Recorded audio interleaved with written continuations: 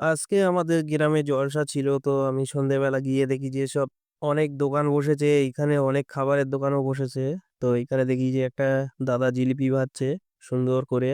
জিলিপির পেঁয়াজ যেমন তেমন হচ্ছে মানুষের মনেও তেমন পেঁয়াজ। क्या बोला तूने? তো এই জিলিপিগুলো যদি সোজা হতো তাহলে মানুষটাও হয়তো সোজা হতো। अच्छा। তো কখনোই হবে না এটা, জিলিপির মতোই মানুষেরও মনে পেঁয়াজ থেকে যাবে। बाप रे। তো এইখানে একটা কাকা বাদাম দিয়ে বসে আছে, অনেক বাদাম।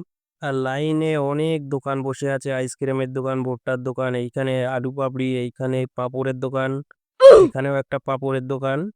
আর এইখানে মনোহরির দোকান বসেছে অনেক। তো এটা আমার ভাইপো ছিল একটা। আমাদের এইদিকে যখনই এরকম জলসা হয় একদম মেলার মতো দোকান বসে। बाप रे। তো এইখানে মেলা হবে একটু বাদেই।